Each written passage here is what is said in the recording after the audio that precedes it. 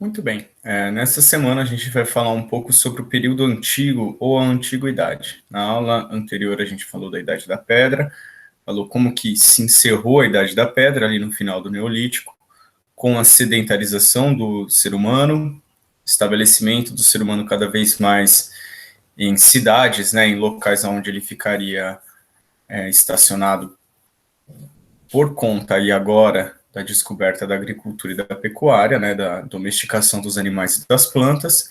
Então, ali para o final do Neolítico, a gente vai ter tanto a idade dos metais, né, o início da forja, etc., como o surgimento das primeiras cidades. Então, nesse contexto, né, de início da urbanização, início do assentamento dos seres humanos como uma espécie sedentária, a gente vai ter a origem das primeiras civilizações orientais. Então, as civilizações antigas, né, ou antiguidade oriental, vai abranger todos os povos que não eram os gregos e os romanos, né, os gregos minoicos, né, os cretenses, os minoicos e os romanos. Aí, fora esses, todas as populações da África, né, então o Egito, os cartaginenses, etc., do Oriente Médio, da Ásia, todas essas populações e os povos americanos também, então os olmecas, astecas, etc., todos esses povos eles são colocados, né, dentro da categoria da antiguidade oriental. Tudo bem. Então, o que a gente tem que ter de noção, de conceitos que a gente vai abordar nessa aula, que são bem importantes sobre o período antigo ou antiguidade, principalmente quando a gente fala das civilizações orientais. Então, Egito, Mesopotâmia, Ásia. Então, vão ser civilizações que vão ter registros escritos. Então, no caso do Egito, vão ter os hieróglifos, outras formas de escrita. Na Mesopotâmia, a gente vai ter a escrita cuneiforme, etc., dando início aí para a Idade Antiga, né? Também vai ser durante a Idade Antiga que a gente vai ter o surgimento dos impérios, né? Então, a gente vai ter a unificação de povos, tribos, de de grupos, né, menores, geralmente ainda fazendo a transição para o nomadismo, que vão se agregando em sociedades cada vez maiores até formar os primeiros impérios, as primeiras cidades-estados. Então, vai ser nesse contexto que a gente vai ter as civilizações hidráulicas ou civilizações ou impérios teocráticos de regadio, que também vão ser explicado posteriormente o que quer dizer exatamente essa definição. Então, nessas civilizações hidráulicas, né, como o nome já diz, dependente da água ou do regadio, né, da crescente fértil, a gente vai ter um sistema de organização econômica e política que se chama servidão coletiva. Então, atualmente, a gente vive um sistema de econômico capitalista, liberal, e num sistema político democrático. Então, a gente escolhe os nossos governantes e eles tomam decisões, né, para escolher políticas públicas e leis que nos favoreçam, que melhorem o convívio, a qualidade de vida, etc., pelo menos em termo, né, em hipótese. E, no caso, na época não funcionava desse jeito. Na época, não existia o conceito de trabalhar por um lucro. Você trabalhava por um bem comum daquele império, daquela sociedade. Então, é importante lembrar também que, por mais que muitas das sociedades, das civilizações antigas, elas tivessem o hábito de escravizar pessoas, né, tivessem a cultura escravagista, na maior parte delas, uma grande massa de mão de obra era livre. Então, eram pessoas que estavam comprometidas com aquele rei, ou aquele imperador, ou aquele sacerdote, etc., trabalhando para um bem maior. Então, seria como se todas as pessoas fossem um servidor público. Então, elas têm uma obrigação a fazer com o bem público e recebem em troca, né, dependendo do caso, o salário, etc., as condições de vida, terra para arar, etc, etc. Até no Egito, inclusive, a gente vai ver a existência de sistemas de previdência. Então, era uma coisa bem sofisticada. Não confundir com outros sistemas econômicos também que se baseiam no serviço público, na socialização e etc. Posteriormente, quando a gente for falar sobre Esparta e Grécia, a gente vai, Esparta e Atenas, a gente vai entender um pouco melhor sobre isso, sobre como que se dá essa servidão coletiva. Também é importante lembrar que a maior parte dessas sociedades, com exceção dos hebreus, né, os judeus, eram politeístas, ou seja, se adorava mais de um deus. Então, ou cada cidade ou cada região teria uma divindade, ou se teriam várias divindades, uma para cada aspecto da vida. Então, uma para agricultura, outra para fertilidade, outra para guerra, outra para forja, etc, etc. E a gente vai ver como um exemplo de sociedade monoteísta os hebreus e o Egito, durante um período do Egito em que o faraó vai se declarar como o único Deus, né, e a única divindade que valeria, né, a única divindade oficial como o Deus Sol. Então, por um pequeno período ali, o Egito também vai ter essa cultura monoteísta. Mas, do geral, todas as civilizações da antiguidade vão ser politeístas, vários deuses. Então, outra questão que é interessante, a cidade-estado, que é a cidade que tem o seu próprio sistema político de organização separado das outras cidades. Como se a cidade fosse uma unidade territorial, né, um país em si. Também vai ser durante a antiguidade que a gente vai ver surgindo os primeiros sistemas legislativos. Então, conforme os seres humanos eles se acumulam cada vez em números maiores nas cidades, né, nos impérios, surgem, né, formas de manter a ordem social. A gente vai ver que também existe uma questão de manutenção mesmo da ordem social quando a gente fala, por exemplo, do Código de Hammurabi, que a gente vai falar posteriormente. Muito bem, então para a gente entender onde é que vieram essas primeiras civilizações, né, a gente tem que entender o que é a região do Crescente Fértil. A região do Crescente Fértil, ela vai ser um dos locais onde a agricultura surgiu primeiramente na humanidade. Então, se você olhar o mapa ali, por exemplo, você vai ver que a agricultura ela surgiu e foi disseminada para outros locais, né, próximos, ali em tempos isolados. Então, em alguns lugares foi de 9.000 a 6.000 anos, em outros foi de 6.000 a 2.000 anos antes de Cristo.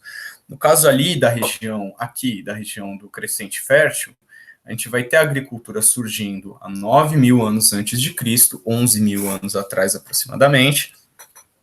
E o que acontece? Essas primeiras tribos, né, de nômades que vão estabelecer uma agricultura ali nessa região, eles vão se beneficiar da existência desse fenômeno chamado crescente fértil. O que é crescente fértil? Crescente fértil ele é tanto um fenômeno como essa região, que vai pegar uma parte ali do nortezinho da África, né, do Egito, o Oriente Médio, uma parte da Ásia, uma parte da Europa, que vai estar entre o Mar Mediterrâneo, Cáspio, o Golfo Pérsico e o Mar Vermelho. O que vai ser o evento, o fenômeno da crescente fértil? Vai ser uma enchente periódica, né, sazonal, que vai ocorrer todo ano, toda estação, cada estação, né, de chuvas vai ter uma cheia desses corpos d'água, desses rios, que vão vindo, né, com essa água, produzindo essa alagação, ela revolve a terra e também fertiliza essa terra. Então, permite que essas populações que se instalaram ali, primeiramente, né, 9.000 anos antes de Cristo, iniciassem e mantivessem, né, o hábito sedentário ali naquela região.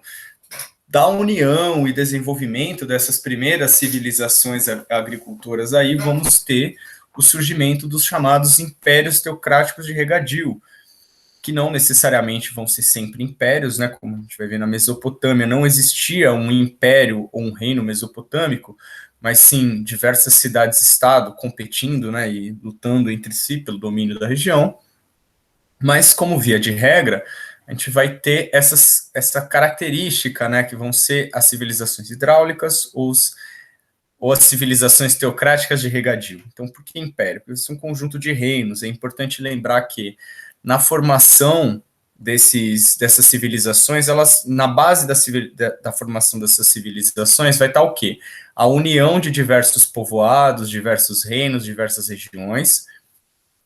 Por que teocrático? Porque também o sistema político, ele vai girar em torno, né, ou ele vai ter um poder dado por uma divindade, né, vai ser o poder dado por Deus, então teokratos em grego, tel é Deus, kratos, poder, então teocrático, poder vindo de Deus, que conferiria, né, no caso, esse Deus, essa divindade iria, tanto no caso do rei sacerdote, né, dar aconselhamentos e enviar mensagens, né, para esse sacerdote saber como guiar melhor aquela população, aquele império, como no caso do Egito, que você vai ter o rei Deus, em que o faraó era considerado como uma encarnação, uma manifestação na terra do Deus Sol, Deus Ra.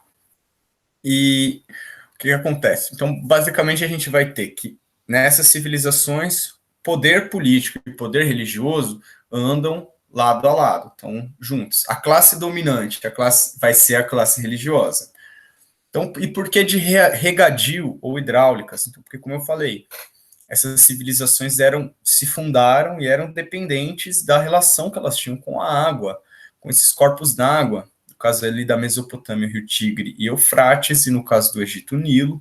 Na China vai ser o Rio Amarelo, na Índia vai ser o Rio Ganges, para os hebreus vai ser o Rio Jordão. Então, todas essas primeiras civilizações, elas vão ter um grande corpo d'água ali, que vai ter tanto a questão da crescente fértil para a agricultura, mas também todos os outros benefícios que a água traz, né? Que é as primeiras sobrevivência, porque a gente precisa de água para sobreviver, para viver, mas também o transporte. Então, numa época onde não existia motor, né, de combustão, etc., etc., a forma de transporte para grandes quantidades de materiais e uma forma mais rápida, no geral, era hídrica, era através da água. Então, essas populações, né, esses impérios teocráticos de regadio, se beneficiavam da existência desses corpos d'água, né, e se beneficiavam dessa relação que eles tinham com esses rios para manter, né, e, enfim, manter funcional aquela civilização.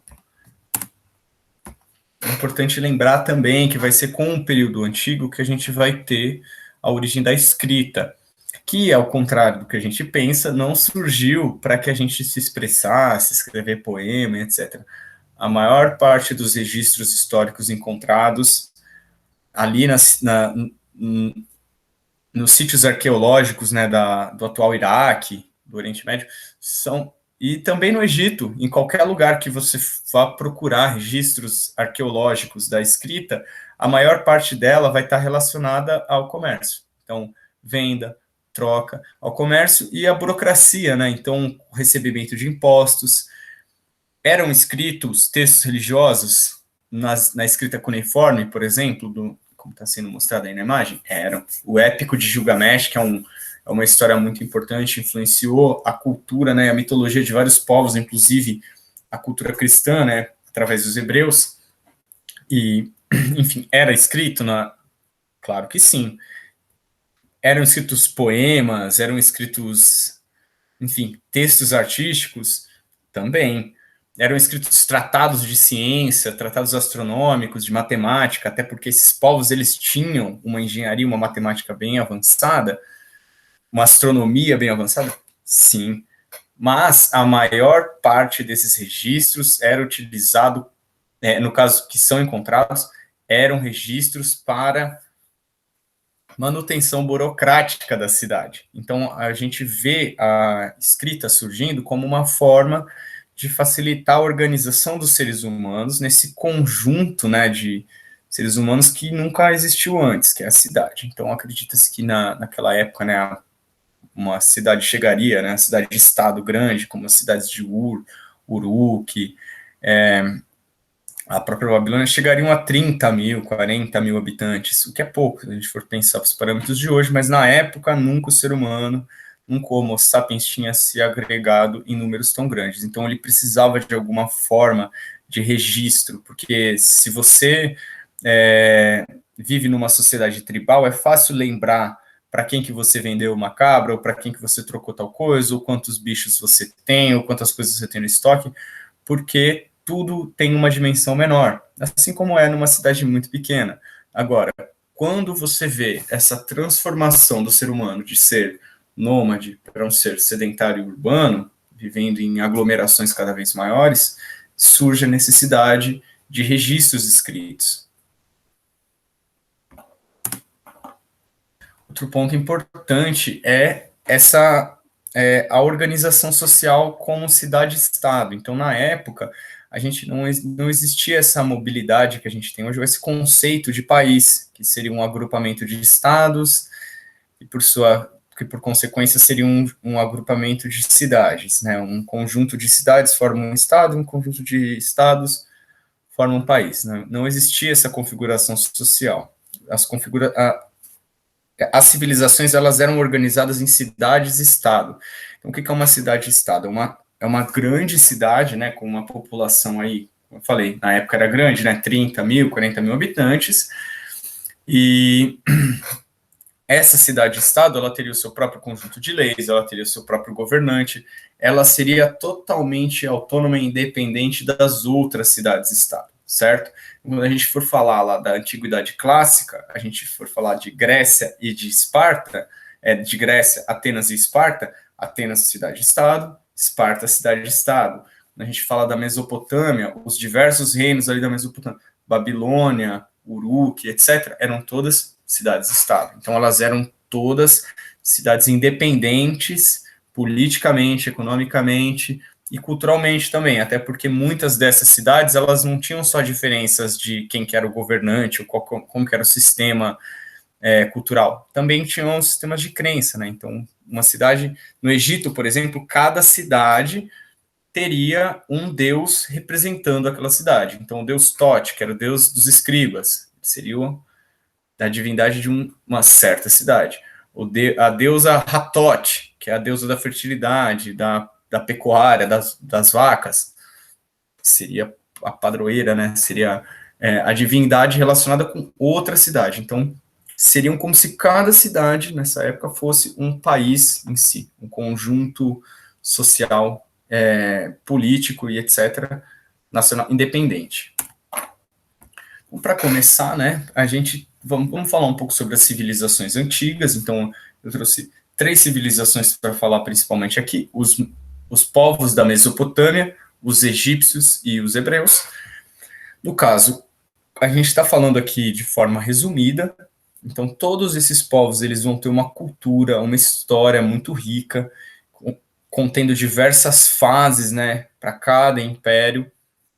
Mas de forma a manter, né, o fio aqui de raciocínio, vamos falar sobre, de forma generalizada, e entender quais que foram as principais contribuições dessas populações para a cultura humana, inclusive a cultura contemporânea. Então, a gente vai ter as civilizações da Mesopotâmia. A gente não pode falar, por exemplo, que existiu o Império Mesopotâmico ou a civilização mesopotâmica.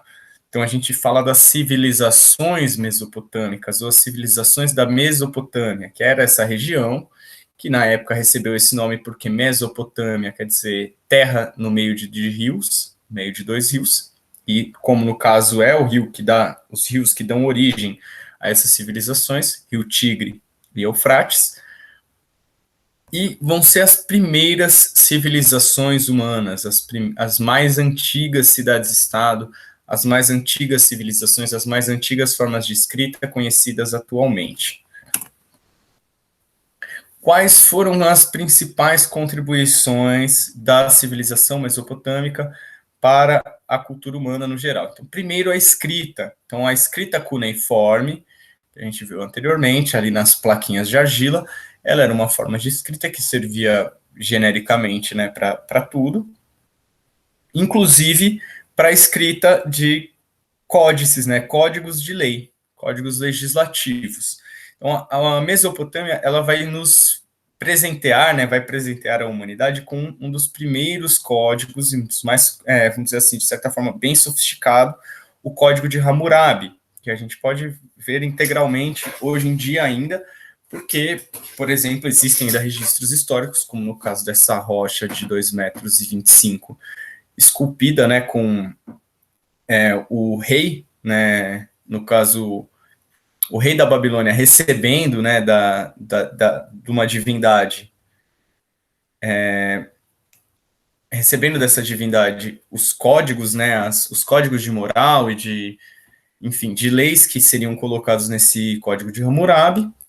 E aí, no caso, nessa pedra, não sei se vocês conseguem ver bem, mas aqui estão escritos todos os artigos desse código, que, bom, agora é importante, né, lembrar que os mesopotâmicos, primeiro, eles trouxeram um sistema de escrita, que é a escrita cuneiforme, eles tiveram, né, grandes avanços tecnológicos, como, por exemplo, desenvolvimento da matemática, desenvolvimento da astronomia, desenvolvimento da escrita, né?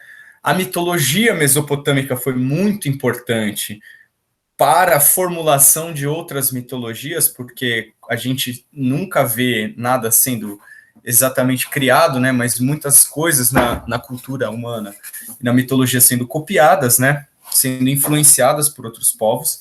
Então, como eu falei, os mesopotâmicos, eles vão ter, por exemplo, o épico de Gilgamesh, que vai contar a história desse fulano, né, o Gilgamesh, que é um semideus, é filho de um deus, né, e ele vai ter altas aventuras, inclusive um dilúvio que vai cobrir a Terra, e ele vai, da mesma forma como é na lenda da Arca de Noé, no final do dilúvio, Gilgamesh, ele pega uma pombinha, solta essa pomba para ver se tem terra, a pomba volta, aí depois de um tempo ele solta de novo, a pomba volta com um raminho na boca, depois ele solta de novo, a pomba nunca mais volta, que acredita-se que, com certeza, né, na verdade, foi uma das principais influências para a lenda da Arca de Noé,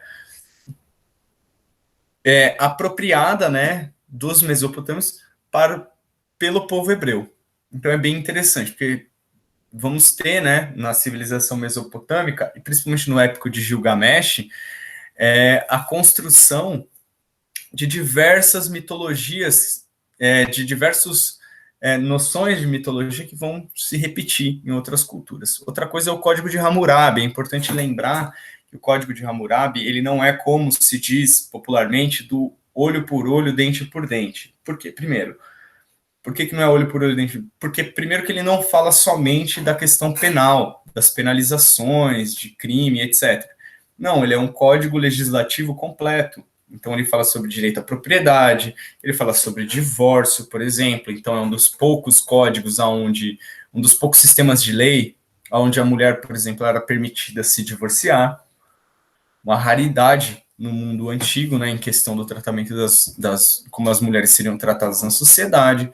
Então, primeiro, que ele não era olho por olho, dente por dente, porque ele era bem complexo, ele era bem sofisticado, ele abordava tudo que poderia ser abordado de questão legislativa legal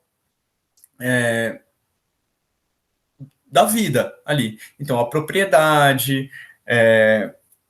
E segundo, por que não era olho por olho, dente por dente? Porque ele estabelecia que a punição variava conforme as classes sociais. Então, dentro, né, da sociedade babilônica, teríamos 3 classes sociais: nobre, homem comum e escravo. Então, por exemplo, se um nobre fura o olho de outro nobre, ele tem o seu olho furado.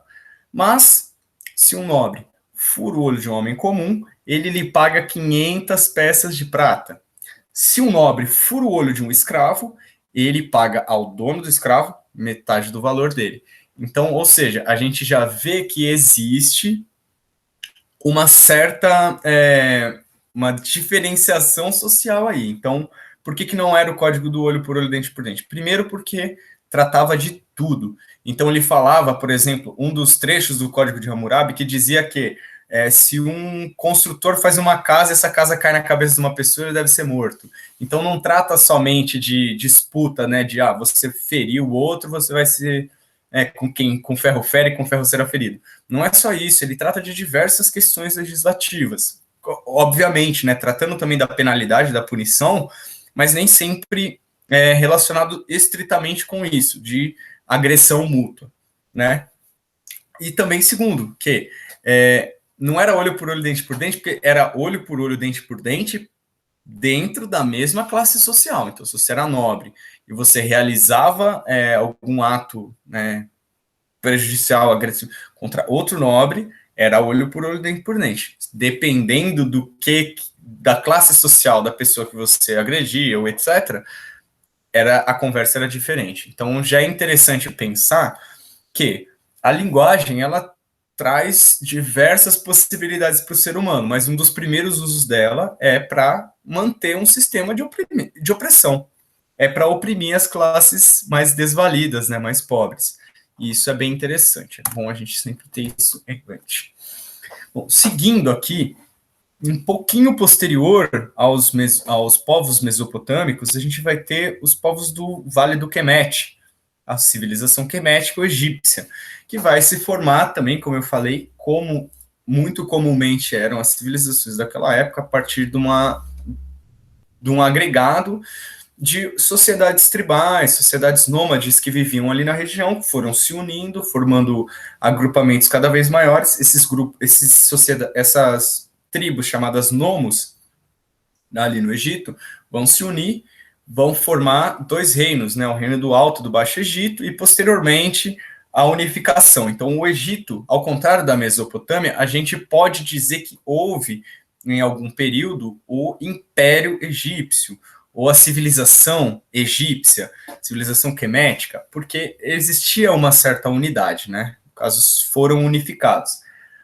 E no Egito, a gente vai ter aquela característica do Império Teocrático, no caso, a monarquia teocrática do faraó, o faraonato, o faraó que seria um rei-deus. Então, ele era considerado uma manifestação de um deus, de alguma divindade.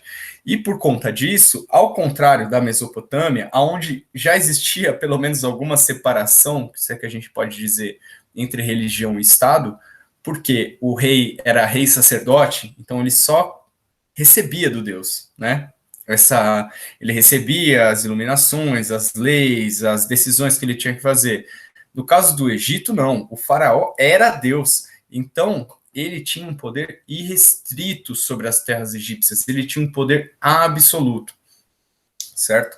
Então, o que é importante a gente também lembrar, né, e trazer sobre a civilização egípcia, que foi muito influente. Então, primeiro que a civilização egípcia teve uma cultura extremamente rica,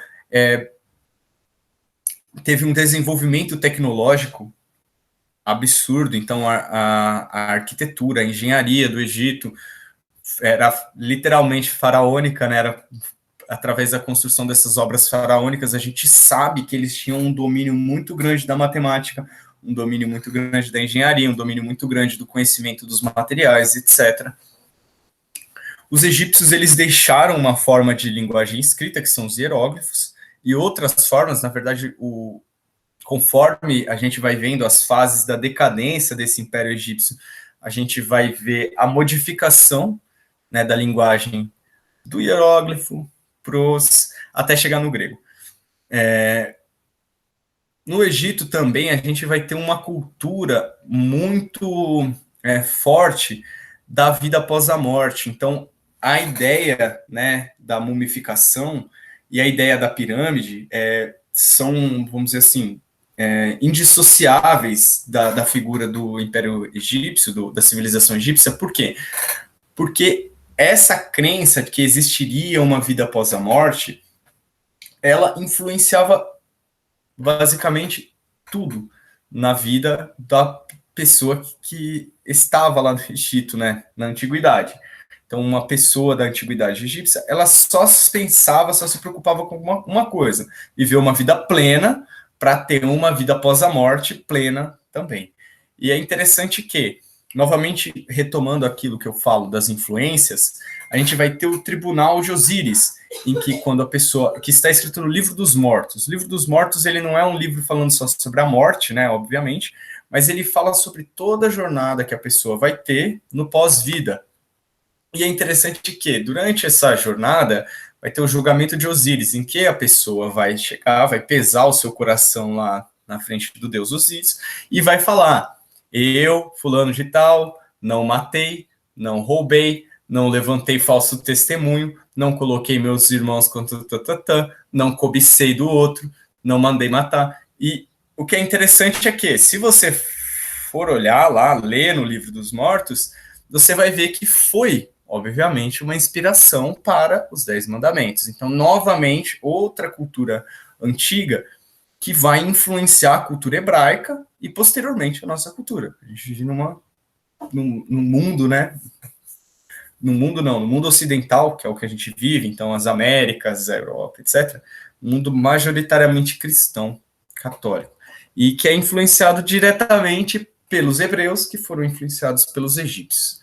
Então, essa crença da vida após a morte fazia com que fosse mandatório que você se mumificasse. Então, não era só o faraó que se mumificava, não. Todo mundo era mumificado, inclusive quem era as pessoas comuns, né, eram mumificadas também, porque acreditava-se que do jeito que você estava no momento da vida, quando você é mandado, né, você vai para outro mundo. Então, se, por exemplo, tacarem fogo no seu corpo, não tem pós-vida. Por isso, você teria que preservar o seu corpo mumificado, porque você iria voltar para ele no pós-vida. Essa era a crença dos egípcios. É por isso que eles colocavam as tumbas. Então, primeiro que o faraó ele tinha um túmulo chamado de pirâmide, né? As pirâmides nada mais eram do que sepulturas, túmulos, e nesse túmulo do faraó ele ia ser colocado comida, os animais de estimação dele mumificados também, porque acreditava-se que quando ele voltasse do pós-vida, né, quando ele voltasse do reino da morte, ele ia estar lá, ele ia ter que ter comida, ia ter que ter roupa, ia ter que ter os bichinhos dele para brincar.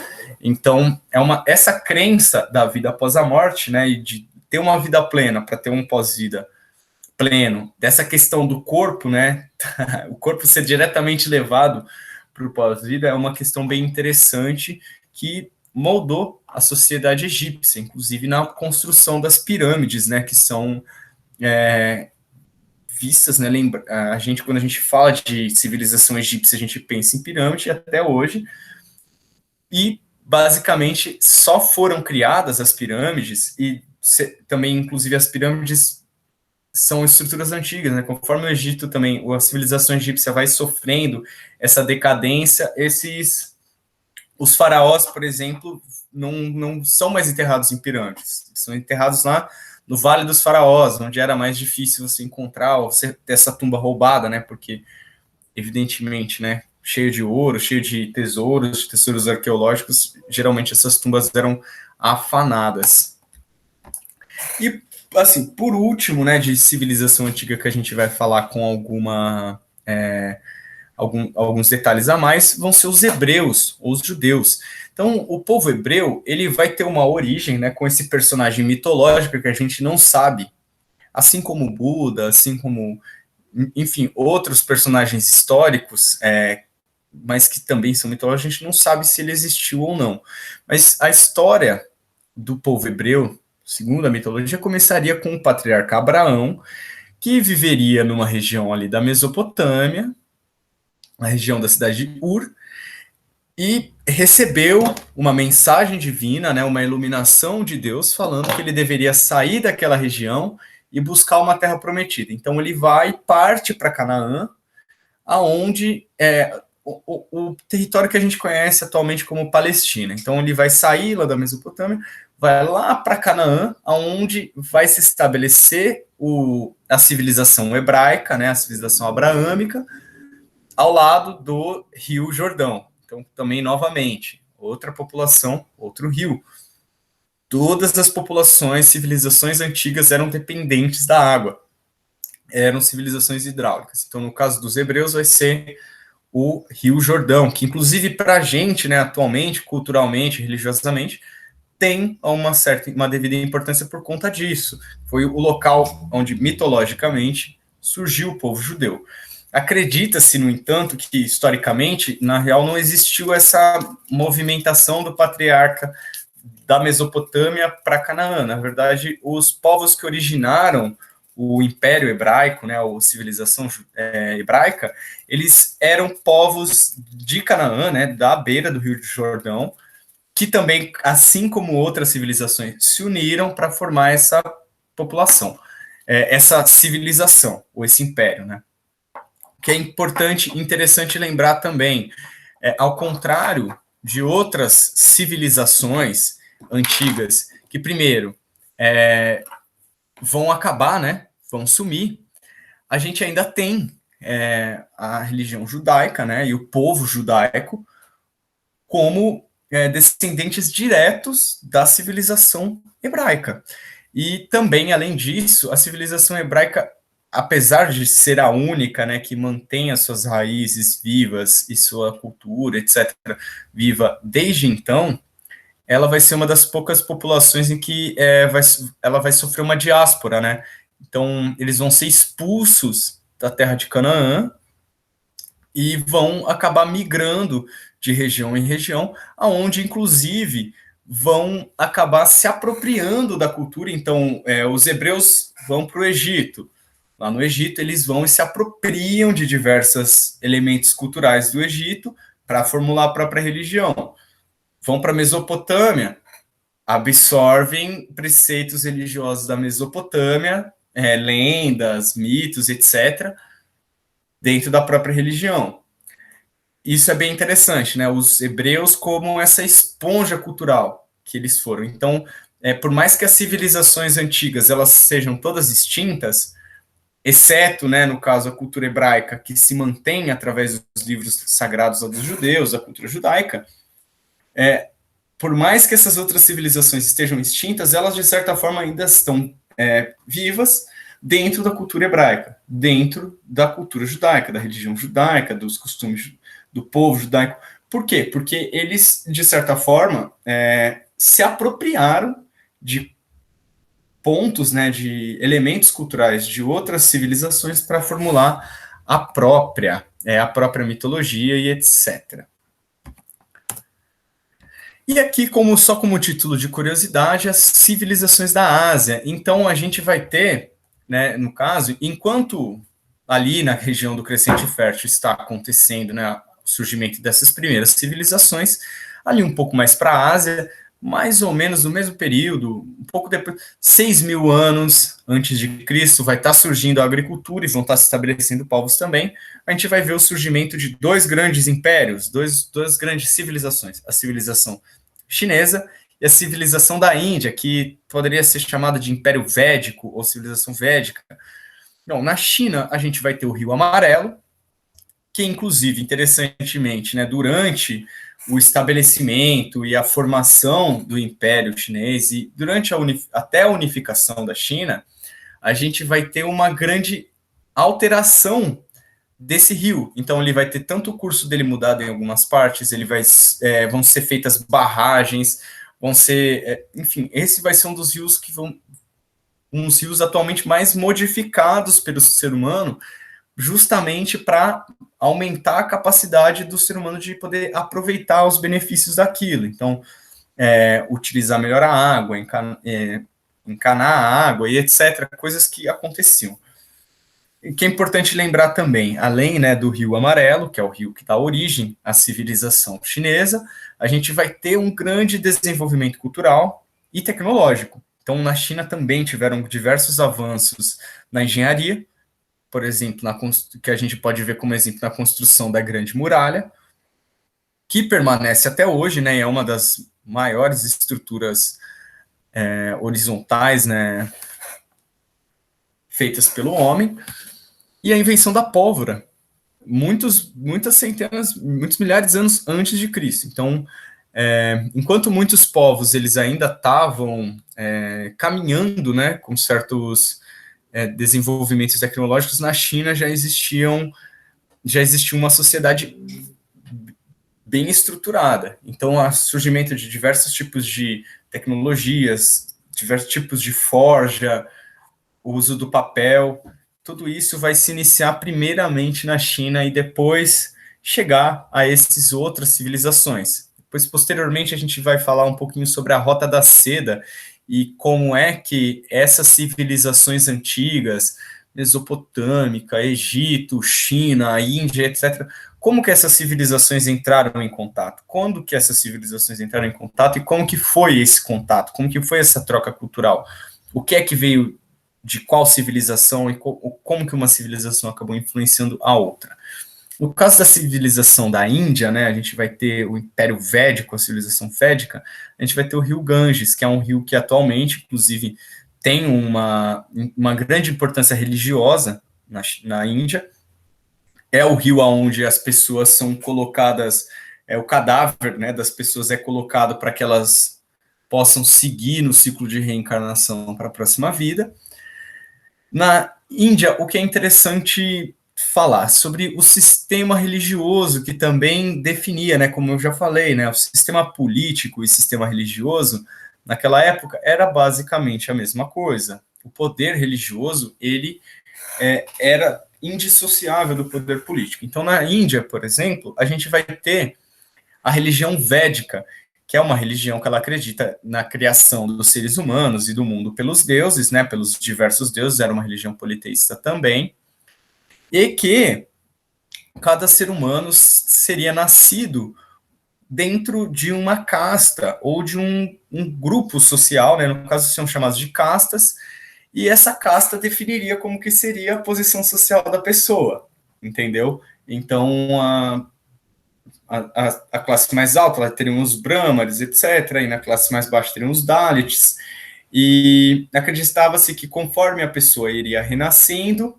ela sairia de uma classe mais baixa e renasceria numa mais alta, e se ela fosse de uma classe social mais alta, ela retornaria para uma mais baixa, e daí para frente.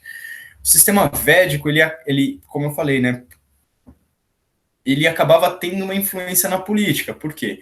Porque ele mantinha um sistema de castas, né, de classes sociais bem estrito, que inclusive impedia, por exemplo, casamentos entre as castas. Então, se você era um nobre, você não poderia se casar com um camponês, e etc. Até que a gente vai ver o surgimento, então isso é bem interessante da sociedade indiana também, da civilização indiana antiga, que é o surgimento do budismo, que vai ser com novamente outro personagem que a gente não sabe, né, se é uma figura mitológica, né, ou se ele existiu de fato, que era o príncipe Siddhartha Gautama, o Buda, né, o primeiro Buda, que abandona a vida. O Siddhartha, ele era de uma classe alta, né, da casta mais alta dos nobres, e ele abandona aquela vida de luxo, de palácio, etc., para virar um asceta, para virar um monge. Então ele usa trapo de roupa, vive meditando, não faz jejum e etc., abdica daqueles prazeres, daqueles privilégios que ele teria como um sujeito da classe dominante, e cria, né, uma religião baseada na meditação, na introspecção e etc., negando essas diferenças, dizendo que todos são iguais. Tanto que, por exemplo, no templo budista, tanto os homens quanto as mulheres, eles têm o cabelo raspado, justamente por conta dessa questão da igualdade. Então, dentro do budismo não existe ser humano, ou até inclusive ser humano, animal, planta, que seja superior ao outro. Então, o budismo, ele trouxe uma grande revolução cultural e social na Índia durante o período antigo. Muito bem, aí que a gente falou mais por curiosidade. Na próxima aula a gente vai falar um pouco sobre civilizações clássicas, né, da antiguidade clássica. Então, os gregos, então Atenas e Esparta, os cretenses, ou a cultura minoica, e os romanos. A gente vai falar um pouco sobre queda do Império Romano e fim da Antiguidade para início da Idade Média. Então é isso, pessoal. Até semana que vem.